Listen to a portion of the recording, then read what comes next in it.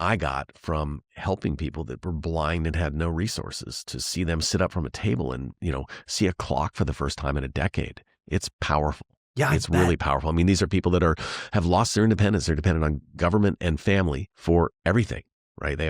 They are dependent, and they have no productivity. Often their self-esteem is lost. And when I am able to do these treatments to cure blindness, typically through cataract surgery, it's life-changing for human beings. And the fact that I get to be part of that is just beyond description. You didn't build your clinic to feel like an employee in your own business. I'm Matthew Galogli, and on Out of the System, hosted by Dr. Talks, we challenge the broken rules holding healthcare entrepreneurs back.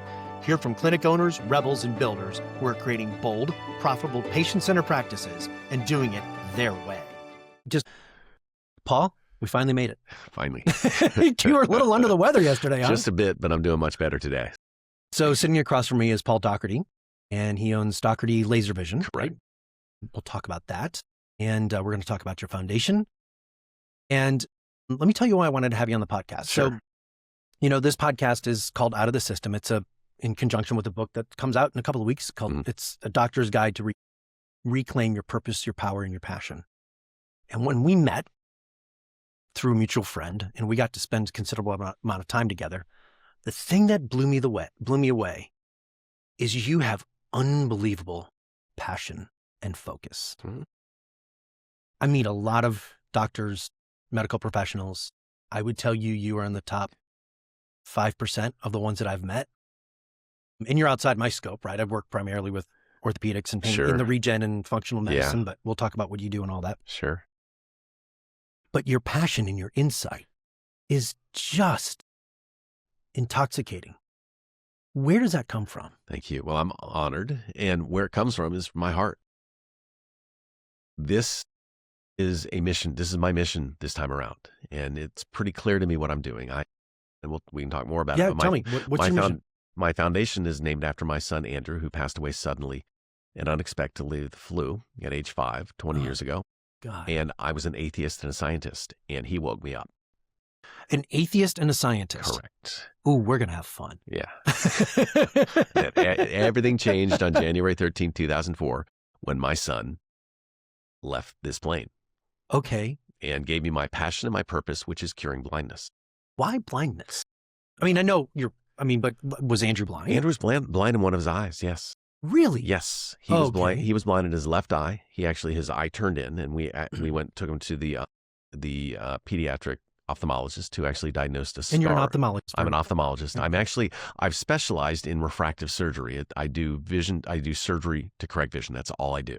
We're our own subspecialty. We founded the World College of Refractive Surgeons a couple of years ago, where we're recognized as our own subspecialty by the rest of ophthalmology, like the retina guys and the glaucoma. And I am a refractive surgeon. I do surgery to get people out of glasses, LASIK, implantable contact lenses, lens exchange, and I use cataract surgery as a refractive surgery procedure. But that's all I do, is vision. And so your 5-year-old son was born blind in one eye. Correct.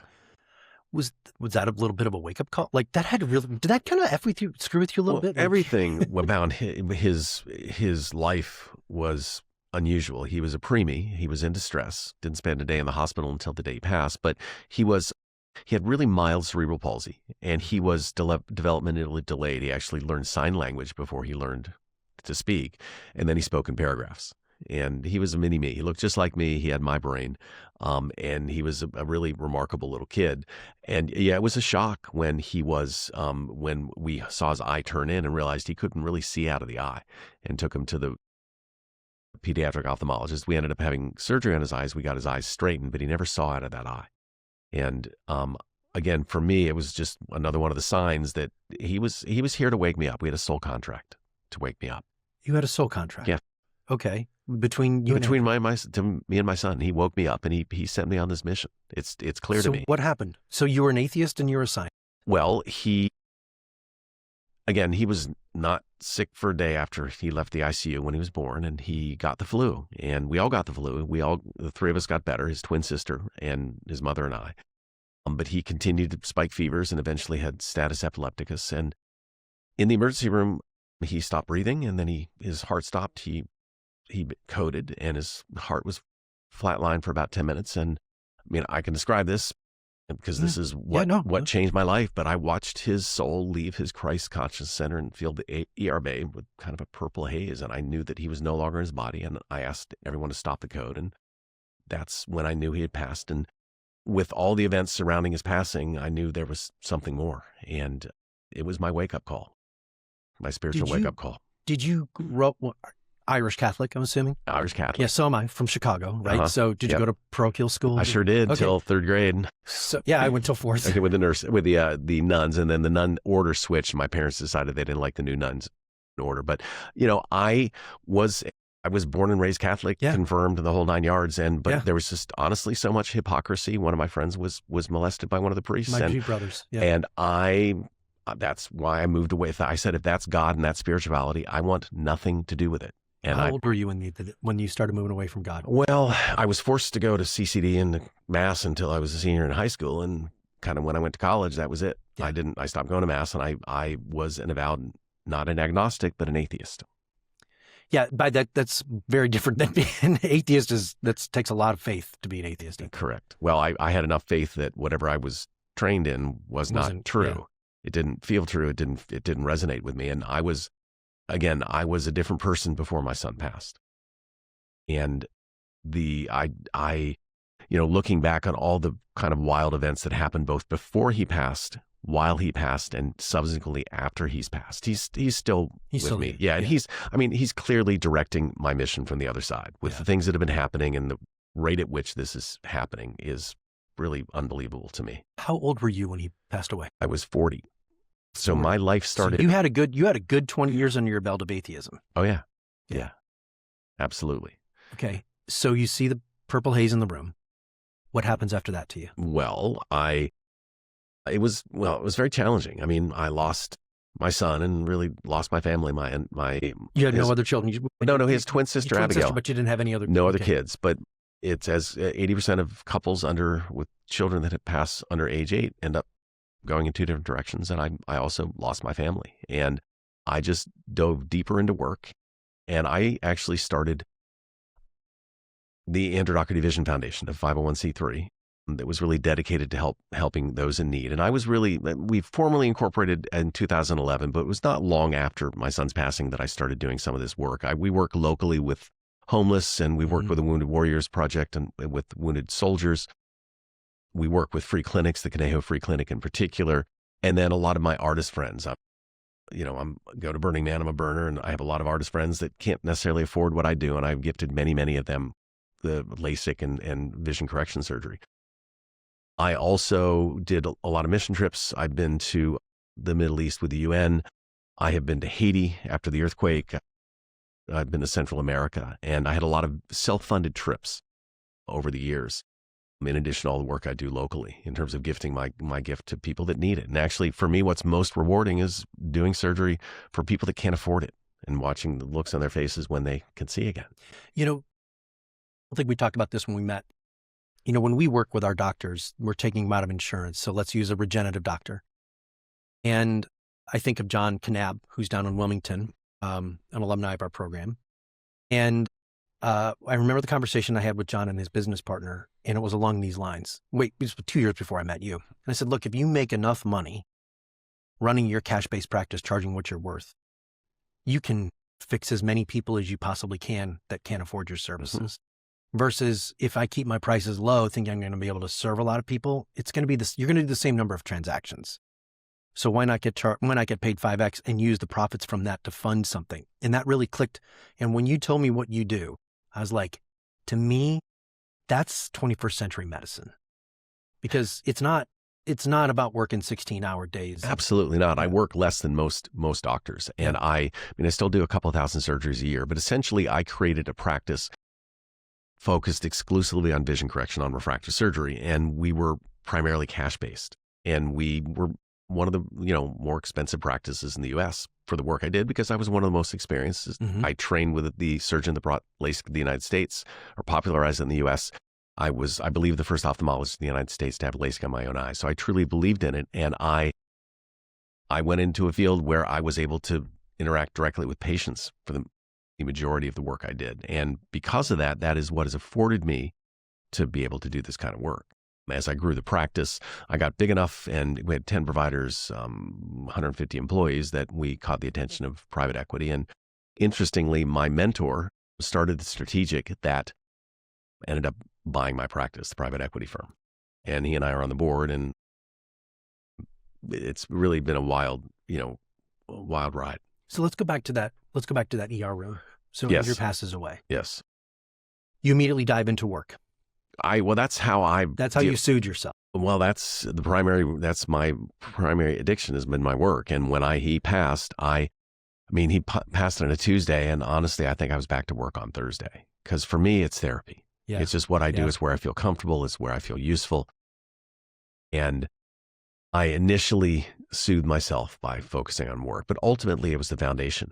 How long did that process work where you just soothed yourself with work? Was it months, weeks, years? Oh, that's a great question. And I would say it was, years, and it probably still soothes me now. Did you have a moment? Did you have an OF moment? Like, did you have one of those shit moments where you're like, because you strike me as a man who's obviously very connected spiritually, but did you have that moment? Well, it was interesting. First of all, one of the things I did I leaned intensively into work, as well as asking the question why. That's how my spiritual journey started, and I started reading every book, and I had some very interesting, and I'll just talk about it. The guy who took me through psychedelic journeys has been on this podcast. Okay. So we've sent like 30 doctors through that path. Well, there's some pretty wild things that happened. I had my first lucid dream with my son the night he passed, and my son told me that he had some advice for me in terms of his mom and his twin sister. For instance, he said, don't get a real partner until my sister finishes college, and that's when my current partner really showed up. He also, and he appeared to me and said, Daddy, we are heaven. He didn't say we're heaven and earth. He looked me in the eyes and he said, we are heaven. And was, again, a wild ride. A few months later, I was dreaming, and he basically appeared in my dream and said, Daddy, come with me. And I went with him in higher self to what appeared to be a television studio. And he said, there's somebody I want to introduce you to. And it was actually an Indian gentleman I got to see him in higher self. There was the Indian gentleman on the right in a seat. There was a wall between us, and there was my physical body and two telephones. And I see the Indian gentleman stand up and come around the wall and say, Paul, when I pick up the telephone, pick up the telephone. Indian guy sits back down. I didn't recognize him. I see him pick up the telephone and say, hello, Paul. I say hello. And he said, would you like to learn the scientific technique of meditation? And I watched myself say yes. And a few months later, I have a gentleman come into my life named Craig. And within 5 minutes of meeting him, he asked me what I'm writing my first book about. And I said, I'm not writing a book. And he said, yes, we are. I said, I don't have time to write a book. He said, yes, we are. And I said, I don't have time. He goes, well, let's have dinner. And we had dinner. And at dinner, once again, he started asking me about writing a book. And I said, I don't have time. He goes, what if we were to write a pretend book? And I said, well, that might work. He said, well, if we're going to write a pretend book, what would it be about? And I said, well, I guess it would be about what I've dedicated my life to, which is vision correction. He goes, great. Well, why don't you ask 12 or 13 questions about what people might want to know about what you do and write a paragraph for each. And we'll have this pretend book. I ended up writing 150 pages. We spent probably 2 years putting together my book called See for Yourself, and started a publishing company called Visionary Press. And while we were writing the book, people would come up to me and to say, do you know who that guy is that you're working with? I said, well, it's my friend Craig. I said, no, that's Mithrananda. I said, what do you mean Mithrananda? They said, he was a monk for 35 years. So I said, Craig, were you a monk? And he said, yes. I said, for 35 years? He said, yes. I said, so you meditated for 35 years? He said, yes. I said, so what did you learn? He goes, well, it's all a dream, and thank you for being in my dream. And I was one of the most interesting guys I've ever met. I said, Craig, so tell me what you believe in. And he said, that's not important. And he said, it's not important many, many times. Finally, he said, if you really want to know what I believe in, go to any bookstore and go and get a book called Autobiography of a Yogi, yes, which I had never heard of. Yes. So I walked down Larchmont. I had an office on Larchmont at the time. Went to the Larchmont bookstore and said to the guy behind the counter, do you have Autobiography of a Yogi? And he said, hardcover or soft cover, sir? And I was not ready to commit. So I said, bring me the soft cover. He brought the book out.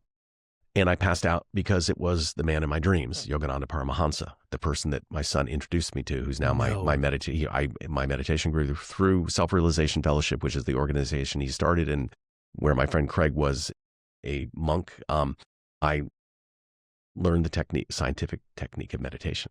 So my son introduced me to my guru, who passed 9 years before I was born. Wow. So my son has been instrumental in moving this forward. Actually, Craig Mithrananda, which means ecstasy through friendship, knows more about Yogananda Paramahansa than probably anyone walking this earth. He did the video biography for SRF and is a student, a student of Yogananda and his teachings. Well, you want to know what's wild? That book title has come up to me multiple times in the last 3 weeks. So I'm going to go buy it tonight. I would highly recommend it. Like this is what we call a sign, right? Yeah, exactly. It changed my life. And I've read it multiple times. The last version was audio, but it is, Yogananda was introduced to me in a dream by my son. And this is all part of my path. So can we keep going? Sure. All right. So I want to learn more about this because this is fascinating to me. All right. So you write the book, you start doing this meditating process. Yes. Are you still an atheist? Oh, absolutely. No, everything changed the day my son passed 20 years ago. Okay. No, I am absolutely anything but an atheist. And I'm not going to put you in a hole. I don't want to but I'll let you tell your story because I think that's, so how did was that instantaneous where you just changed from the spiritual side or what? Well, it was a process. The things that happened before and after my son's passing. I mean, he let me know non-verbally that he was going to pass. And it was pretty wild event. And the things that have happened subsequently, there's no doubt to me that there's another side and it's a divine universe. And there's a creator and there's divine consciousness and that everything is perfect, that it is all perfect. Heaven and hell or just perfection? Well, I think that hell is humans' minds that can go off the side. I don't see there's not a place, in my opinion, not a place called hell. We're in it now, right? Well, we can. So we certainly. Well, this is a proving ground. This plane is for learning, right? And hopefully fun as well. But I think that hell is a state of being. It's a mindset that people can get into. I don't think it's not classic. I don't see the creator as a benevolent being. It's not fire and brimstone. And, it's unconditional love. The only currency in this universe is unconditional love. I grew up Catholic, had my moment where I went down the Christian faith, right? Did quite probably 15, 20 years in that realm. And we, the core center of what we do at Mavericks, our company, so we have 4 values. They're in a triangle, right? And so the one in the center is love. And what we say is it's really unconditional love, but you can't have unconditional love for other people in the world until you have unconditional love of self.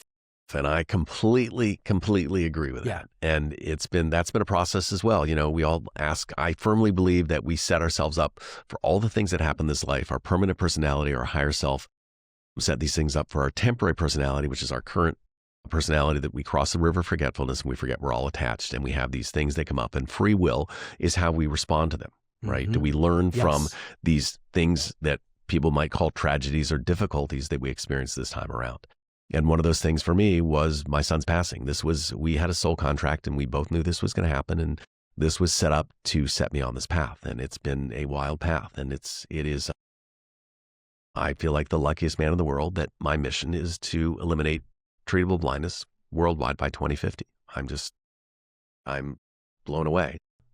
Well, we're going to dive into that for sure. Because death is a fascinating thing. So, I lost my father when I was 13 years old, sitting next to him watching a baseball game. Wow. Real pivotal moment.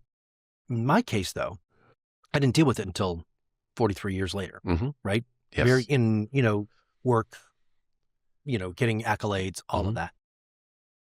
And I find trauma, everyone has a level of trauma that they go through, and everybody carries their own level of PTSD. We think of PTSD as the guy who's at the Battle of the Bulge or, wherever. got out of the burning buildings at 9/11. But PTSD is all relative to the environment with which you are living in. And I also believe, and my work has revealed to me, that that is the number one thing that holds people back. So we just did a coaching session. We had one of our doctors on there, Dr. Ang, and we did this whole thing of like her opening up her voice. But you seem to have dealt with the trauma of Andrew in a very different way. You worked really hard as a way to soothe it, but it was at that moment you knew that life had changed on a permanent. It was going in a completely different track. Like it was out of your control. Oh, without a doubt. It was, and it was a process, but the main instigating factor was this trauma of losing my son. And I still miss him dearly, but I'm now looking back on it, it happened perfectly. And I am where I am because of this quote trauma. It wouldn't have happened without his passing. As they say, the way a diamond is created is you take, essentially carbon, and it's high pressure that creates the diamond. And it was a high pressure situation, and it was not instantaneous. It was a lot of spiritual work, a lot of, psychological work. It was a lot of, it didn't just happen overnight. And, we all have trauma, and we're all working to move through that. And I just feel very blessed that my trauma has led me to the place that I am, because I just get such a sense of satisfaction, and I just know that I'm in the right space and on the right path. Yeah, it's great, isn't it? It's so wonderful when we find that. Now, you found that so was it at 40 that you knew you were on the right path? Well, I wouldn't say right at 40. I would say that when he passed. Wait, you were 40 when I was 40 when he passed. Okay. And it was after that, as I started getting into the philanthropic work I'm doing with my foundation, that I realized this is what I'm supposed to be doing. I got just the sort of the level of reward I got from helping people that were blind and had no resources, to see them sit up from a table and, see a clock for the first time in a decade. It's powerful. Yeah, it's really powerful. I mean, these are people that have lost their independence. They're dependent on government and family for everything. Right. They are dependent, and they have no productivity. Often their self-esteem is lost. And when I am able to do these treatments to cure blindness, typically through cataract surgery, it's life-changing for human beings. And the fact that I get to be part of that is just beyond description. Well, let's talk about the foundation. So I want to know more about this, and I want to learn more about your work. So how is the foundation funded? Is it through a portion of the profits that come through the clinics, or how do you have it structured? Is it through giving? How is it? Sure. Well, the way we initially, it was all self-funded through the profits of my foundation. Okay. I formally incorporated in 2011 as a 501c3. I had one celebrity that donated towards my Haiti trip. I had a few businesses that donated some money for some of the other trips to the Middle East, but primarily self-funded until about a year and a half ago.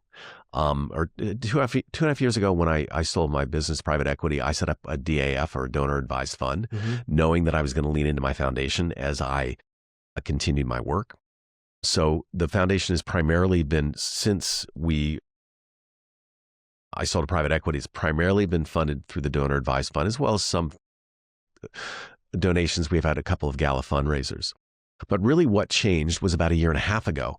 And once again, I know this is my son working from the other side. Through mutual friends, I was introduced to my current business partner, Cal Mentek. He's a PhD material science engineer, quantum physicist, venture capitalist, who has developed a lot of the materials for most of the technology that is implanted into humans' eyes, including what I'm looking at you through, that I had implanted in my eyes before I met him.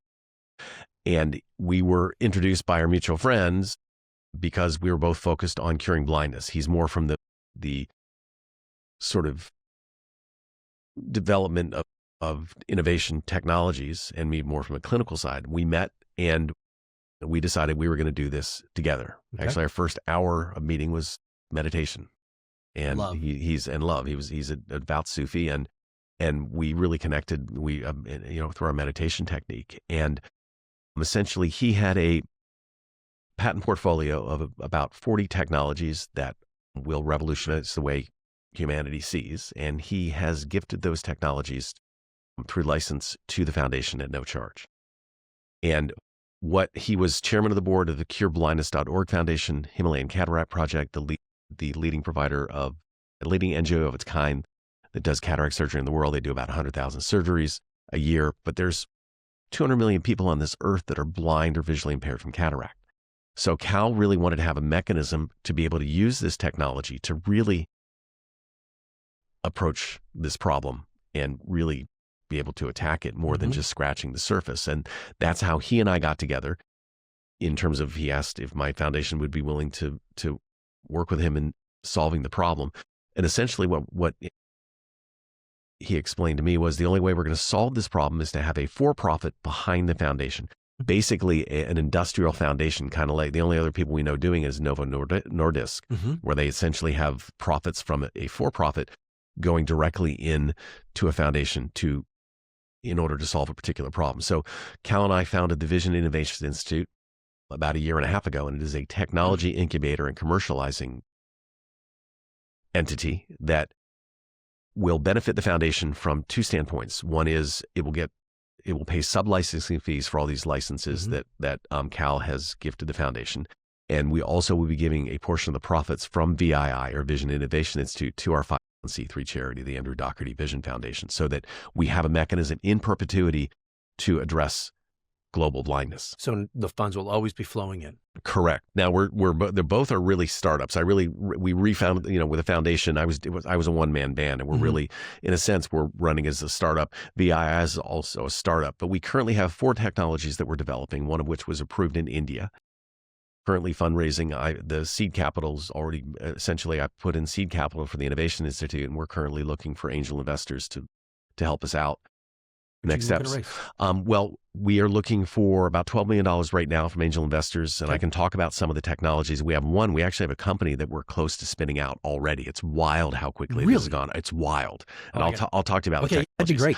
I find this incredibly fascinating. Overall, about $100 million raise to get us to the point that we will in perpetuity be able to focus on global blindness. So basically VII and ADVF work together, the Vision Innovation Institute and Andrew Dougherty Vision Foundation, to eliminate treatable blindness worldwide by 2050. So essentially, this is where compassion meets innovation. So the 4 technologies that we're currently working on, we have 2 intraocular lens technologies. The leading cause, in fact, let's step back because I think it's important to talk about the leading causes of blindness and visual impairment. There are over 2 billion people on this planet that are blind or visually impaired. 2 billion. Yeah, now, about 2.2 billion. I have to wear glasses. Right. Does that make me? Well, if you don't have access to glasses and contacts, which is a large number of people for financial reasons, yes, absolutely. Wow. The leading cause of treatable blindness in the world, of these 2.2 billion people, is cataract, is cloudiness of the lens. Okay. And that's the primary surgery that we're doing as part of the foundation, because it's a quick 5 or 10 minute surgery for as little as $150. You can change somebody's life. They go from blind to seeing. Refractive error, which is what you described, that's the inability to see without glasses and contact lenses, is the second leading cause of treatable or preventable blindness. And while we here in the developed world think, well, what do you mean you can't see because you don't have glasses or contacts? A lot of people can't afford them. And there's also a social stigma in many cultures where you can't really wear glasses. So it's a very large number of people. The third leading cause of treatable blindness in the world is diabetic retinopathy. There's an epidemic of diabetes. There's something called diabetic macular edema. Yes. And that's 4th leading cause is age-related macular degeneration, which is aging of the retina. And then finally, glaucoma, which is high pressure in the eye that damages the back. And through the Innovation Institute, we have technologies that can address all of these problems. And I can talk about the technologies and kind of how they apply to these different forms of blindness. Is this ranked in order, like as to the number of? Okay. How many people are dealing with glaucoma where it's like? Well, that's it. There's hundreds and hundreds of millions with cataract, and I'm not a glaucoma specialist, but it's millions and millions. You know, it's tens of millions of people. Tens of millions of people. Yeah, or more. And it is irreversible once you've lost vision from the glaucoma. But those are the 5 leading causes of treatable blindness. At the Vision Innovation Institute, we have technologies that can address each of these problems. The first technology We have two intraocular lenses. My business partner, Cal, has developed the materials that go in most of the lenses that go inside the eyes. We have the newest version of this material called the Solea lens. When you're saying the lens, is this where you're peeling, like explain this? I don't know. So cataract is a clouding of the lens inside the eye. Behind the iris, or the colored part of the eye, through the pupil, is a lens. It's almost, think of it like an okay, with a candy coating. It's got little strings that attach it to the eye called zonules. Yes, but you look through that lens, and that lens, in order, when you're younger, you can zoom from distance to near. That's called accommodation. So people, when they're young, don't have to wear reading glasses, because that lens, the ciliary muscle contracts and the lens thickens, and you zoom in. As you get older, the first thing that happens is that lens becomes stiff and it doesn't zoom anymore. That's why you need reading glasses. That's called presbyopia. Is there anything you can do in today's day and age to help reduce that aging effect? Absolutely. I had the surgery done 2 years ago. There's lots of treatments for presbyopia, and I'm happy to talk to you about it. And I don't wear glasses anymore. I had LASIK done 30 years ago. I just had my eyes redone 2 years ago because I've lost my zooming power. Right. So it's very, very treatable. Because I can read fine without glasses, but I put glasses on, you have to have the readers in them, right? Correct. So you're low nearsightedness. Yeah. So I've always been told, well, if I get my distance fixed, I need readers. Is that the case? That's not necessarily true. We have options. We have ways around that. We can do monovision, set one eye distance, one eye near, or as I had done, I have what's called a depth of focus lens, where I'm set for distance, but the optics of the lens bring the vision in. So I don't wear reading glasses either. Okay, I got to come see you. Yeah, please come see me. The bottom line is, I can, if you wear glass or contact lenses, it's likely that I can help you minimize or eliminate glasses or contacts. And some of it's age dependent, some of it's prescription dependent. I'd have to see you. Yeah, I get it. I understand. But the leading cause of treatable blindness in the world is cataracts, which is a cloudiness of the lens, that natural lens. Yep. Okay, and everybody eventually gets cataracts. Right. Everybody. Yeah. If you live to be old enough. It's a standard deal. And the treatment is a 5 or 10 minute surgery where we just open the front part of the lens capsule, vacuum out the cloudy lens, and then put in a plastic implant. If you don't put in the implant, you won't see. And there's lots of different types of implants. The implant I have in my eyes is the depth of focus that goes from distance to near. And that is the leading cause of treatable blindness. Our first technology that we just had approved in India is called the Solea one. It is based on shark skin. Shark skin does not allow virus, bacteria, or fungus to grow on it. We have a membrane, a synthetic membrane that we put around the lens implant. Because what happens is, we'll go to, say, Haiti, and somebody will be blind from their cataract. It's called a mature cataract when you're blind. And when you look in their eyes, you'll see white. You'll see the cloudiness, right? You'll see white in the pupil. Yeah, you'll see the white in the pupil. We take that cataract out, put in a lens implant, and they sit up and see. Well, what's that like when they sit up and see? I mean, how many thousands of patients have you experienced? Well, I've done tens of thousands of cataracts. Now, the ones that have mature cataracts in the U.S., they're not that common. I see mature cataracts in the U.S., but because there's social network. Middle East, or you go to Haiti. When I went to Morocco in December, we did over 300 patients, and the majority were mature, where they just could not see, and it's wild. I mean, I had a guy in Haiti. Really interesting story. This guy, he comes in, and I don't speak Creole, but through the Creole interpreter, I got to talk to him. And the way he met me was, he was blind, so he put his hands on my face and felt my face. That's how we were introduced. And I asked him, and the rule in Haiti is, if you don't work, you don't eat. And I said, sir, how are you able to support yourself? And he said, well, I washed the taxis. That was my job for many years. And when I became blind 7 or 8 years ago, he goes, the taxi drivers now house me at the taxi station. I live there and they feed me. I did his surgery. He sat up from the table and he looks across the room and he said, it's 2:45. First he had seen in 7 or 8 years. And he turns around and looks at me, and through the Creole interpreter, he says, he's tall, he's white, and he's wearing blue. And the interpreter told him, well, that's the man that just cured your blindness. And I still get goosebumps. It's wild. We take him out to the post-op area, and through the interpreter, I talked to him a little more. I said, well, now that you can see, what are you going to do? He goes, I'm going to wash the taxis. He got his independence back. He got his productivity back. He got his self-esteem back. Yeah. So it's a social justice issue. These are surgeries that take 5 or 10 minutes, and for as little as $150 an eye, you can change somebody's life. And there's not resources, right? And we are working to create resources through this industrial foundation to cure this problem. It's hundreds of millions of people. It seems fascinating to me. You know, you think of all the wealth that exists here in America. In Haiti, it's $150 to fix somebody's blindness, and yet it still exists. All over the world, hundreds of millions of people. Yeah, it's a social injustice. It's a justice problem, and that's the low-hanging fruit. We want to go for the low-hanging fruit first, and cataract is the lowest of the hanging fruit. It's easy, it's inexpensive, and this lens we developed actually has, the problem is we go to Haiti and we take out the mature cataract. There's microscopic cells that are left in the little bag that holds the lens in, and they proliferate. That's called a posterior capsule opacity, and at some point after the surgery, months, years, decades, it clouds up again on that membrane. And the machine to do the treatment to clear that is large and heavy and expensive. These patients aren't going to have that done. Right. This membrane we've developed, we're the only one in the world, it's called the Solea 1, actually prevents that from happening. Really? So they never have to have the surgery again? Correct. Wow. So what happens is that we've developed this technology through Vision Innovation Institute. As we develop it, we'll sell it to, we'll make it accessible to other NGOs. We'll make it accessible to our foundation. So essentially, these technologies will be deployed in low and middle income countries through my foundation before they ever see the developed world. They'll be used in the developed world eventually, because 90% of the treatable blindness is in low and middle income countries.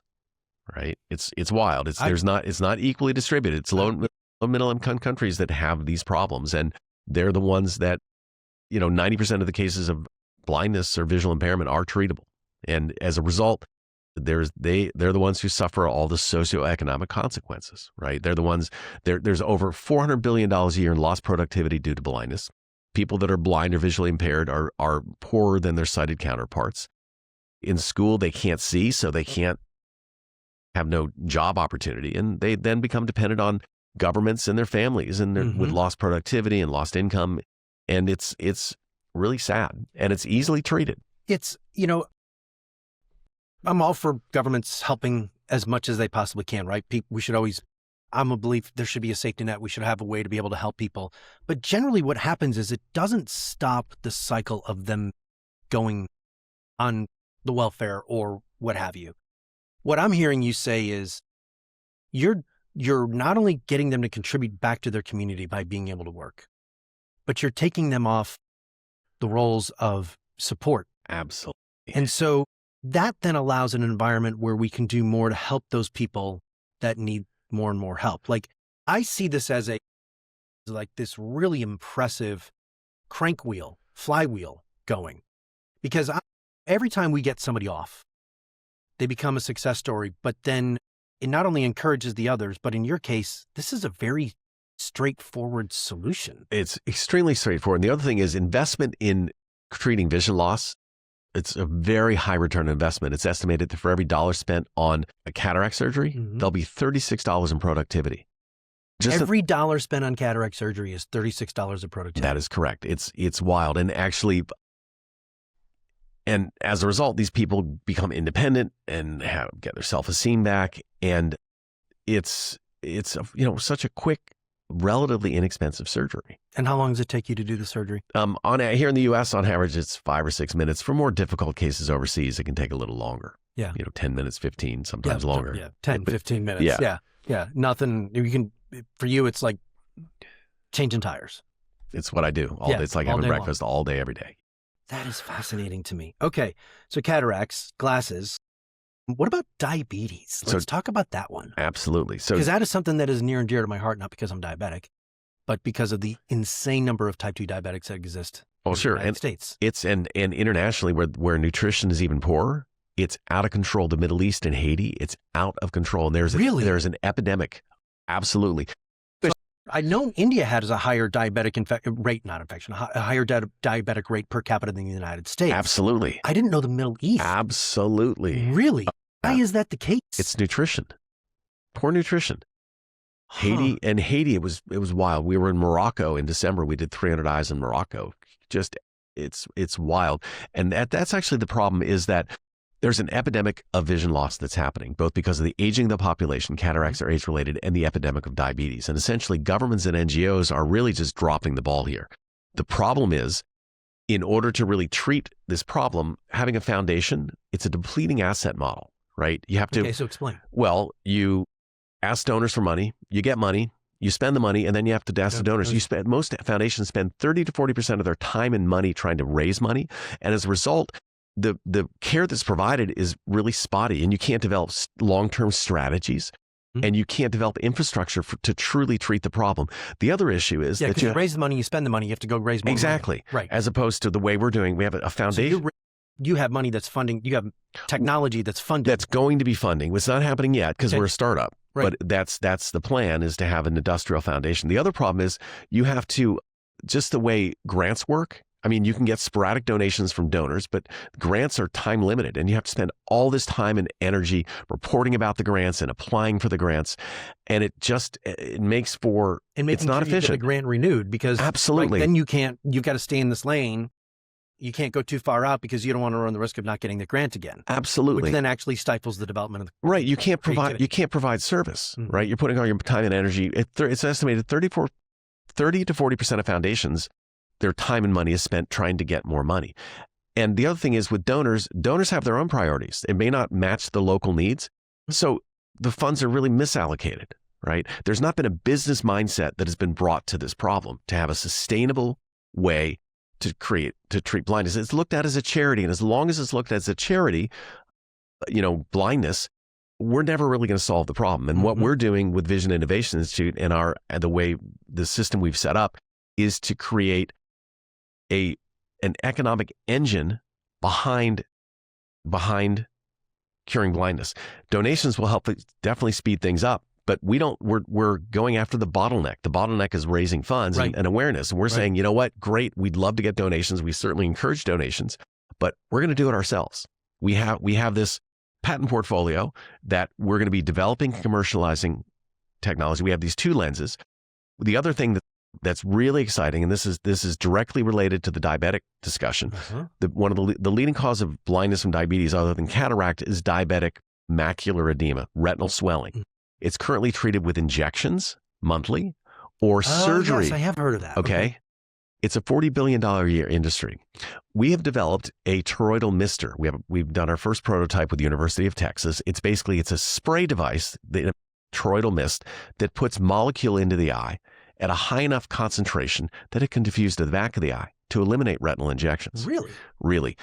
The topical eye drops, it's 50 microliters, and it changes pH and osmolality, and people blink it all out. So really, you can't really Small treat. percentage is really just getting. You can't treat retinal disease with a topical eye drop. With our technology, you can, and again, we'll be doing first in humans here, we hope in the next 4 to 6 months. Okay. You basically take this toroidal mister with the molecule, with 1 microliter, right? 2% of what you have to do in a drop, spray it on the surface of the eye faster than the blink rate. It stays on the eye as a reservoir. It doesn't sting because it doesn't change such a small volume. It sits there and just it goes into the back of the eye to treat this for both diabetic macular edema and macular degeneration. Wet macular degeneration is treated with injections, which are painful and risky and scary for the patient, and not even available for those in low and middle income countries. They don't have money to see a retina specialist. Right. With our toroidal mister, we're hoping to eliminate retinal injections and be able to deliver this to low and middle income countries. Will you then sell it? Like, you guys will be the producer of it, and the profits from that will go to then do this worldwide? Well, the answer is we will develop and help commercialize it. We'll probably spin that company out. It'll be our first spin out, and then through IPOs, we will then profits will be directed back to get a licensing fee or a royalty. Right, licensing fee or royalty if we develop it ourselves. But that is the company that has gone along, that we've gone much quicker than we ever expected on a very, very low budget. We've been able to do this very cost efficiently with the University of Texas. We're also working with the AMA Foundation in India, AMA, the Hugging Saint Foundation. They're the leading provider of indigent eye care in India, and their medical director is a retinal specialist. We're working with him on molecules with our toroidal mister to be able to get in the back of the eye through topical applications instead of injections. Fascinating. So this is the one that our doctors are fixing the type 2 diabetes issue. So beautiful. So we should be able to get our hands around this. Yeah, we should get our hands. When you really look at the numbers in type 2 diabetes, and when you look at the fact that, like, what is it? Less than 1% of the population base had it in the 1950s.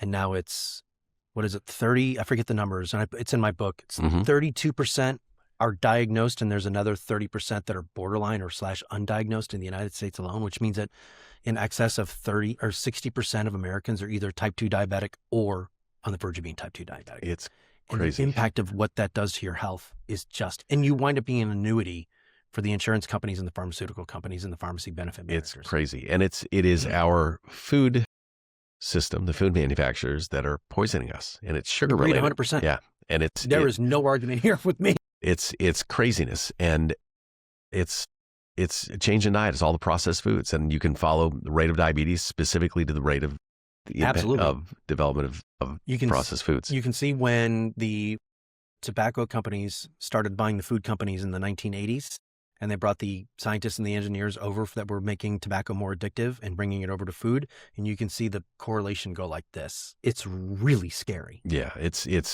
really sad. In fact, there's a movie called What the Health. Yes. My friend Kip, who created that movie, talks about how sugar increases the rate of heart issues and cardiovascular issues and cancer. And when they went to interview the American Heart Association, who's in bed with the food manufacturing companies, they shut them down and said, we won't talk about this science that shows that, in fact, it is sugar that is the problem. And it's really sad. You follow Brigham Bueller at all online? So he's part of the whole, he owns a compounding pharmacy in Austin, Texas. Okay. And he's a really big, he's been on Rogan a number of times. He's working with Kennedy and all of this. And he goes around to the States and he's getting new laws passed for like peptides being allowed or changing, having nutrition from medical schools, things like this. He's doing some great work. And he talks about, they were working on passing a law in Texas and they've got it all done. And all of a sudden they get these phone calls going, you guys got to come back in. The American Heart, like the lobbyists have gotten in charge now. And they went from that this bill was going to pass no problem to it looked like it wasn't going to pass. He goes, we go back into committee meetings, and he goes, they sent the representative from the American Heart Association comes in, sits down. He's their expert witness on health. He goes, the guy was about 100 overweight, like just inflammation, everything. And this guy's talking about all the great things that they're doing to help heart disease. And Brigham Bueller's like, I'm paraphrasing him, but he's basically like, really? Seriously? You're sending this guy to say that everything is fine and well?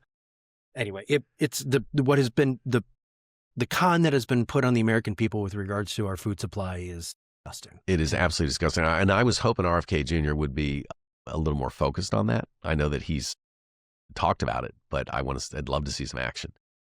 There's been some, there hasn't been enough. But, politics is a strange game. There's a lot of horse trading that goes on. Of course, done, I wouldn't want his job for $1 million, but we're making some progress. Mm-hmm. Okay, so I'm curious. I talk to a lot of doctors. You are more a business person. Did you grow up in an entrepreneurial family? Was your dad have his own business? Like, you have a breadth of knowledge and understanding of the economics of business that I normally don't run into. Where does that come from? Well, that's a great question. My father was an oral surgeon, but I wouldn't say a successful oral surgeon. So he had his own business, but not necessarily a hugely successful business person. I don't have formal training in business. And to me, business is common sense, right? Yeah, but Mark Twain said the problem with common sense is most people don't have it. That's correct. I've had some great mentors. Okay. I had, in terms of my business partner, Renata Stone, who was CEO of my company, DLV Vision, helped grow the business. And you started with one location. Oh yeah. I started with one location in 99. You went to undergrad at Penn. Where'd you go to? So I got into medical school at UCLA. That's how I ended up out here. It's an easy to come out here at UCLA. It was great. It was Philadelphia. Well, yeah, it was awesome. For me, I'm from a big Irish Catholic family, and I was paying for it. And UCLA was a great school. And by the way, what number are you in the lineup? 5. You're 2 of 5. Yeah, I'm 6 of 6. You are 6 of 6. Okay. It's actually, so our parents didn't really love each other. You only had 5. We only had 6. Exactly. Everybody's like, what? Everybody's got 12 kids. Yeah, it's a classic Catholic family. Yeah, no kidding.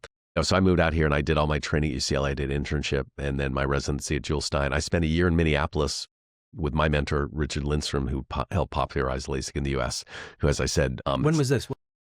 93 to 94. And then I moved back here and I grew from there, started with one office and just Always continued to doing grow. LASIK? Well, I learned LASIK didn't exist when I did my training. Okay. So I finished in 95. 96 is when the excimer laser was approved for LASIK. Now I was involved in some of the FDA studies for the excimer laser that does LASIK as a fellow with Dr. Lindstrom in Minneapolis. But it was PRK, not LASIK, the precursor of LASIK. I learned LASIK in 96 and had my own eyes done January 97. So I was one of the pioneers of having it done and got involved in a lot of the FDA studies for different technologies for vision correction. So in terms of my business sense, my mentor, Dr. Lindstrom, he was really an amazing business person. He had ended up growing one of the biggest practices in Minnesota and started with WAD Capital, a strategic known as Unified Vision Partners. I'm now on the board and work with them. But it's just been mentors, and it's really just been my personal experience. I've experienced a lot of things. I honestly had a multi-million-dollar embezzlement, and that the person went to prison. And I learned probably more from that than just about anything. I didn't have that big a number, but I've had the embezzlement. Boy, you learn a lot. Yeah, it was shocking. I didn't know what a sociopath meant. I'd learned about it in medical school, but I had never experienced it. But this person went to prison, and that was probably for me one of the biggest learning lessons in business, which is trust but verify. Right, in business. And as physicians, we trust everybody. You trust everybody to a fault. Right. And we believe in humans. And I still believe in the base. I look for the divinity in it all, but I now, I am, is the fifth agreement, if you've read the four agreements, is trust but be skeptical. And that's served me well in business. And I've had great mentors. Right. So when you opened up your practice, were you taking any insurance at all? Or did you go right to cash?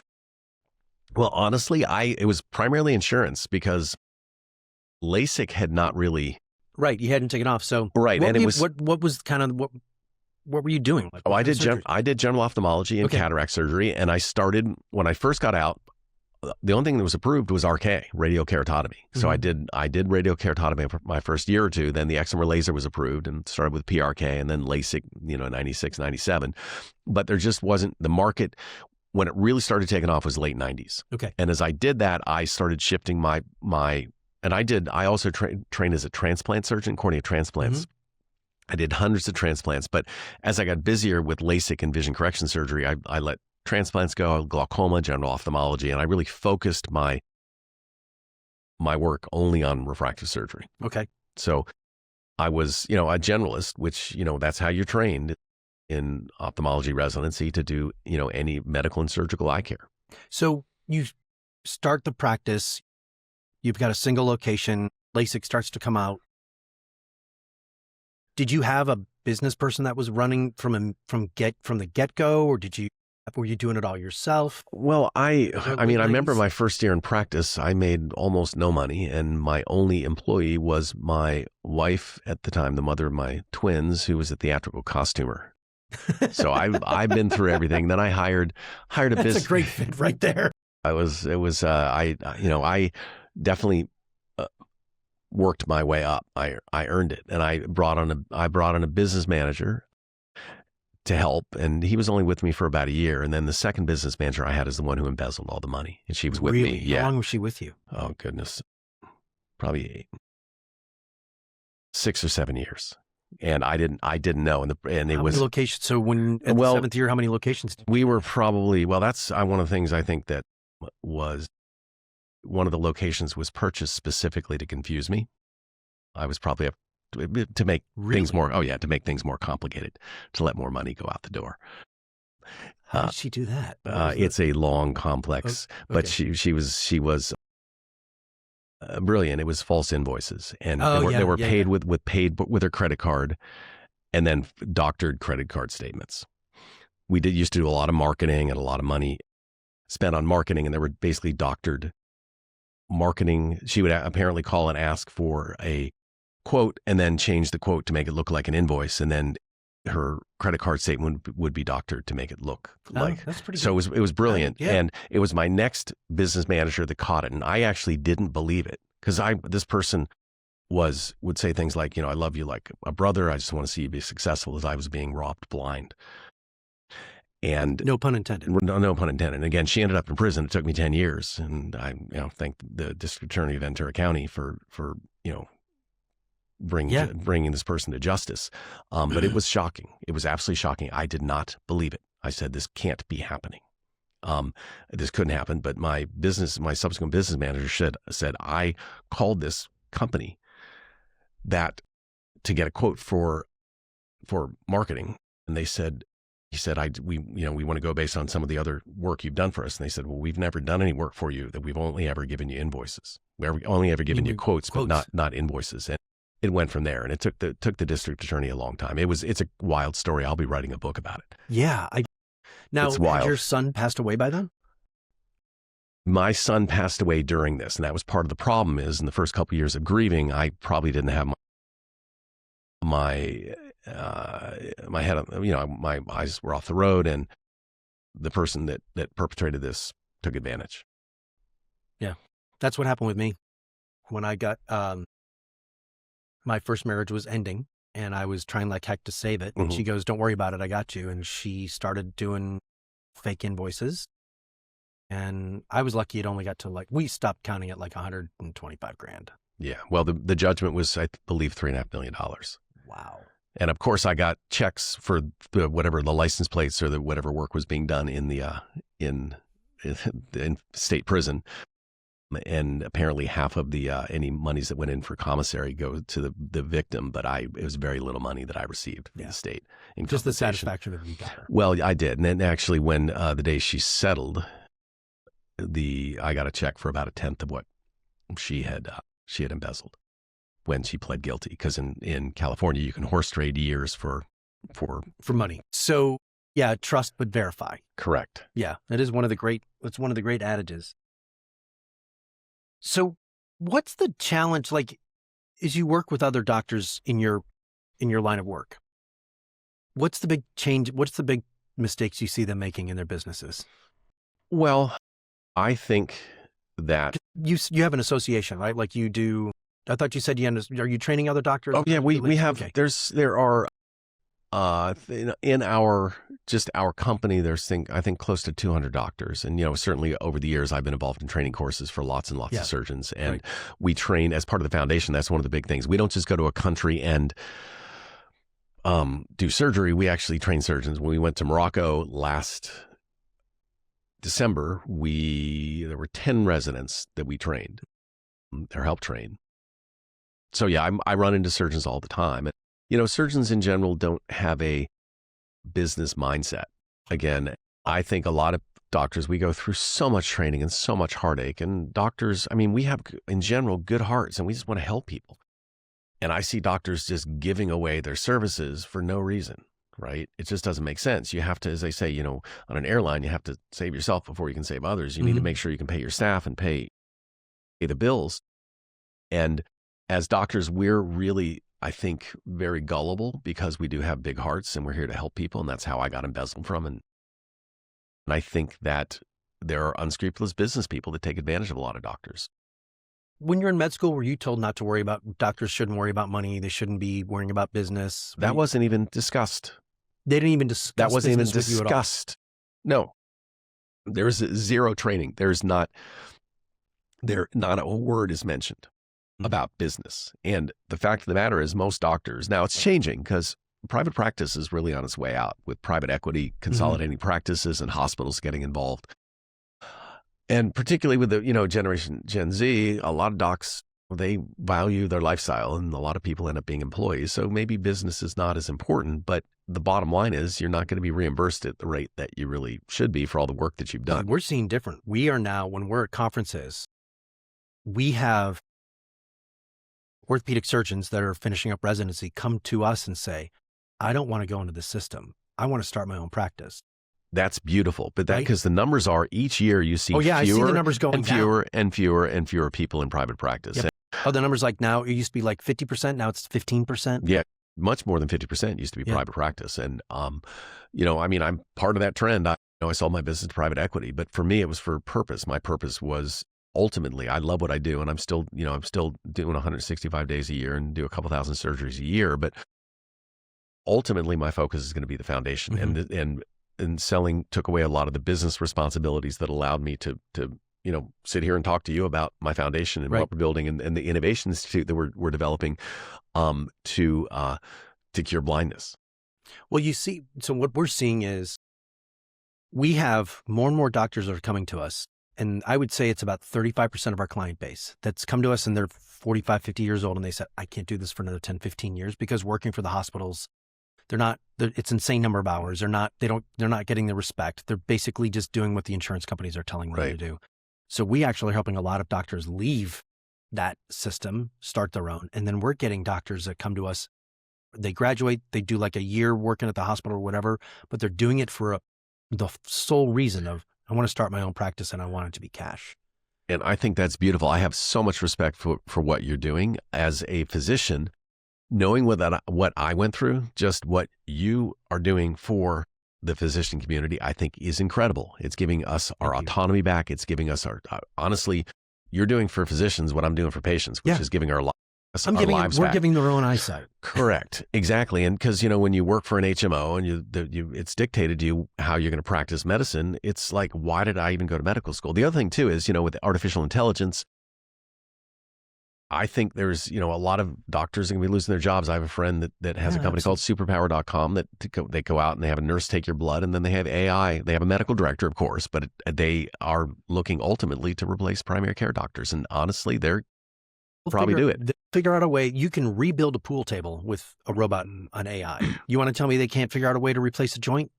No, it's going to happen. It's happening. And if you heard Elon Musk on Peter Diamandis' podcast, I saw the scan. I didn't get a chance to listen to it yet, but what did he say? It's fascinating. Well, it's interesting because they talked about LASIK surgeons, and actually Peter is a friend and had done a surgery on a family member. They talked about how LASIK surgeons, at least Elon said, surgeons may not have a job in 3 or 4 years. What do you think about that? Well, I think that's an aggressive timeline because the only robot in ophthalmology is currently being developed with some PhDs at UCLA.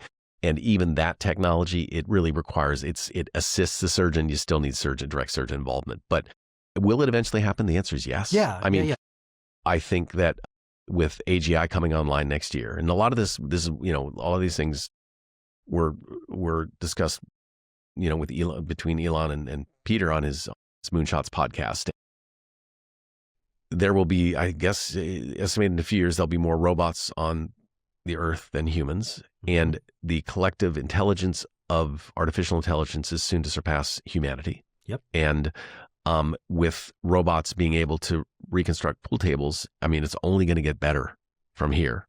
And of course, robots will have a nomogram to make. I use robotic laser surgery as part of my cataract surgery now. That I get when I make the circle in cataract surgery to open the lens by hand. I do a really good job.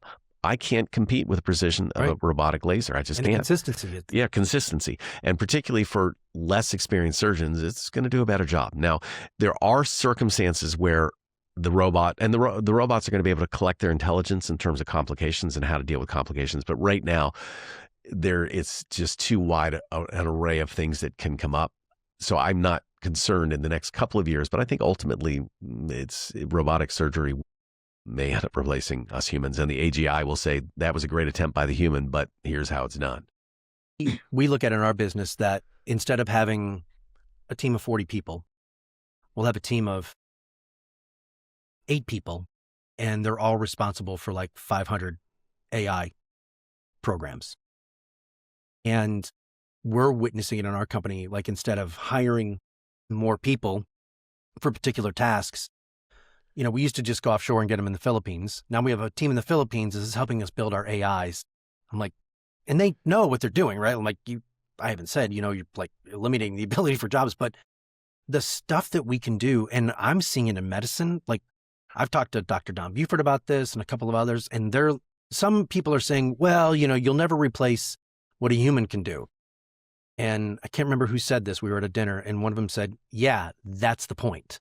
Because the robot is never going to show up with a cold or tired or because the kid got up in the middle of the night and make an error. Like the robot doesn't require sleep. It's a machine. It's a machine. It doesn't need sleep. It doesn't need food. It doesn't need water.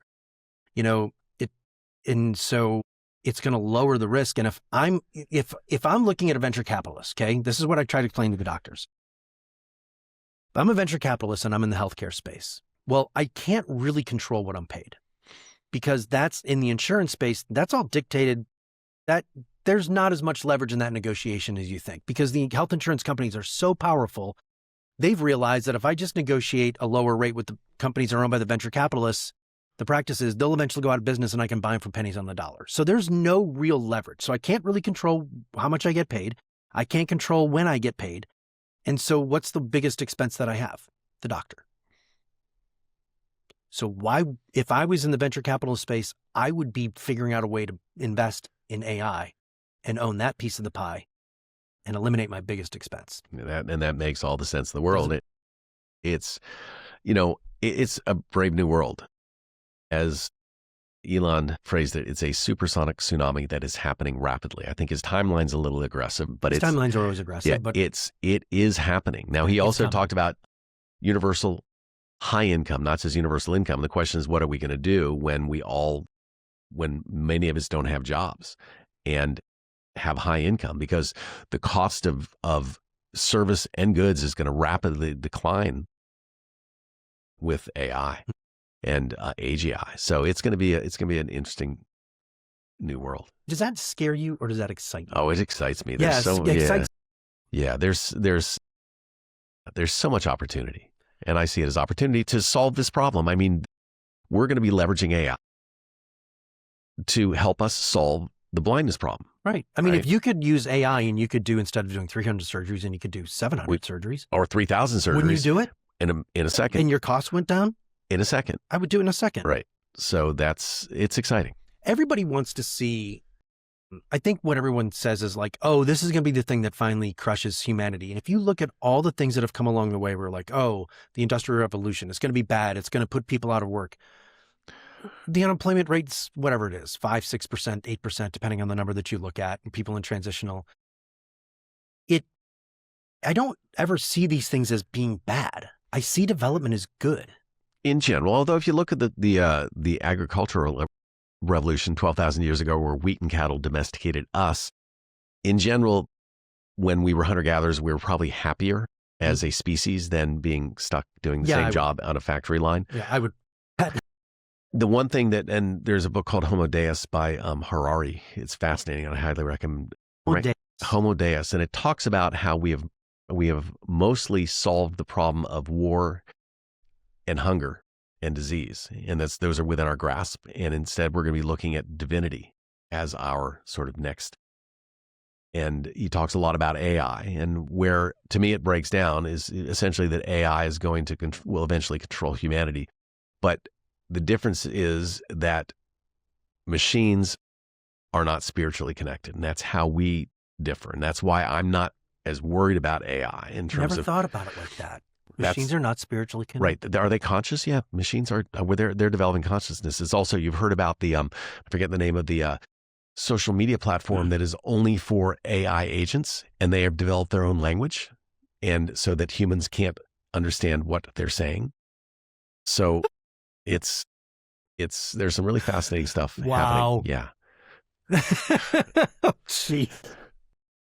I mean, it's if I owned a marketing agency, you're screwed, right? I mean, Christina's here and she's in the entertainment industry. I mean, it's really decimating that industry because you don't need to pay royalties anymore. You can just have an AI, you can create somebody to be your ad, right? There are lots of places that it is going to, I mean, there's not very many travel agents left anymore. I mean, the internet did destroy the travel agency industry. Right.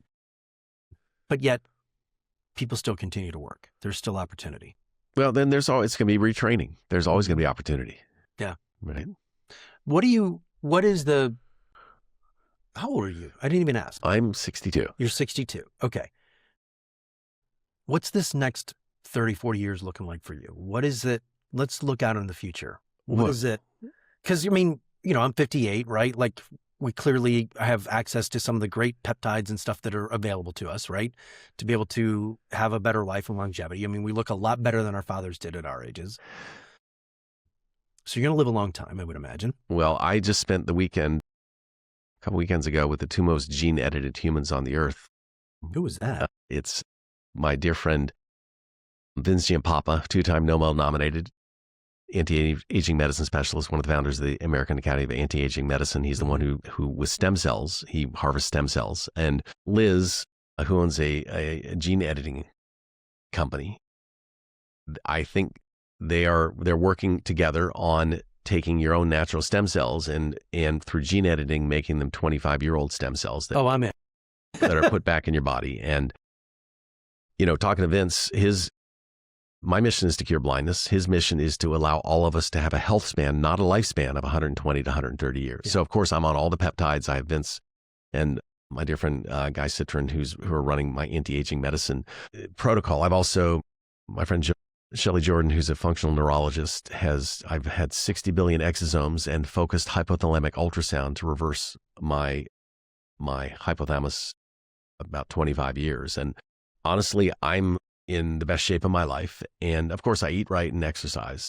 The big, but I'm on anything that is potentially helpful with respect to health span, I'm participating in. I'm the same way. I have a mission to do. And I think one of the reasons the universe has brought some of these anti-aging people into my life is to allow me to finish my work. And at 62, I look at You feel better now than you did at 42? Absolutely. Yeah, me too. I mean, definitely from a wisdom standpoint, but also physically, I just have more energy. Yeah. And I think a lot of it is, it's lifestyle, but it's also some of these things that are coming online. And, Vince talks about with artificial intelligence and quantum computing, eventually we'll be able to reverse back to 25, which is really exciting. Remember when we used to, you always used to say, God, I want to go back to college, or whatever, right? I want to have the wisdom that I have now and go back to 25. It's here. Well, it's coming here. I don't think it's quite here yet, but we are approaching that. Okay, so we're at 45 instead of 25. Yeah. I mean, I definitely don't feel my age. I'm 62 and I have boundless energy. So do I. I mean, it's fantastic. I see my friends who are my age and they're not on any of this stuff and they look tired and just worn out and they're like, oh, I got to retire. Because they are. I know. Like I'm getting ready to move to LA because, the energy here is, I just live off it. I mean, instead of commuting back and forth to Scottsdale, this is going to be home now. And it's like, oh, good. I'm glad to hear that. Yeah. And I mean, congratulations. the energy here is just phenomenal. It's amazing. It's the city of angels. I love it. I wouldn't live anywhere else. Yeah. It is a beautiful, beautiful city. If people want to learn more about you or they want to get involved in your foundation or they want to, what's the best way for them to reach out to you? Okay. Well, the best way is through one of our websites. For the foundation, it's A as in Apple, D as in David, V as in Vision, foundation.org. Okay. And for the Innovation Institute, it is vision-innovation.com.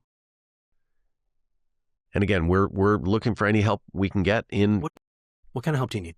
Oh, like everyone, we need financial resources. We're two startups. And again, we are looking to ultimately raise about $100 million to get the Innovation Institute to the point that we are completely autonomous with respect to curing the problem of blindness. Okay. So we're looking for angel investors. We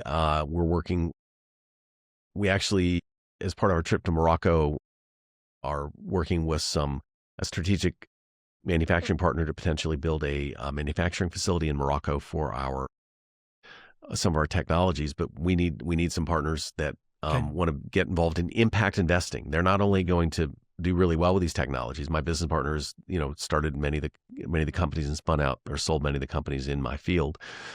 But they're going to impact humanity. Yeah, I love this. And then we're looking for, support for the foundation because right now we are functioning primarily based on donations until the Innovation Institute gets up and running. Again, my DAF has been a big source of financing for the foundation, but we've had galas and we've had some people that have been very generous in terms of sponsorship. But we want to really increase the number of lives that we touch. We did close to 400 eyes last year, and we want to continue to increase that exponentially. But we need help. Financially and otherwise. Okay. Well, I love the model. It's a model that I've preached for a long time. Wealth, when you have this success, I think what happens is a lot of time the media will portray those people as being evil and look at everything that they have. And we do this whole segment where as people go through our training program about what you can do with wealth. And I always tell the story of Tom's shoes, right? Oh, yes. And how every pair of shoes they sell gives another pair of shoes to kids that need it. And they've done whatever, 100 million shoes or something like that worldwide. Or you tell the story of Mayor Bloomberg. And, when he became mayor, he was worth $4 billion and now he's worth like $45 billion because he's like, the more we give, it just keeps flowing back to us. And he goes, the biggest challenge we have is who to give it to. And it really is, it's a fascinating thing. If people have never experienced it, literally the more you give, the more that flows. Without a doubt. And I have personally experienced that. Yeah. Tell me about that. Well, the more I give from the standpoint of my foundation, the more successful I become. It's just very simple, isn't it? And you can't wrap your head around it. You can't. Does the scientist in you want to prove that, of how that works? If my mission wasn't to cure blindness, I might have time to. But that's a pretty big bite that I've taken. Big bite. Curing blindness. Yeah. I mean, we're going to free 100,000 doctors. You're going to cure blindness. So we'll have a lot of fun over the next. I can't wait. 20, 30 years. I'm so excited. Cool. I appreciate you coming in, Paul.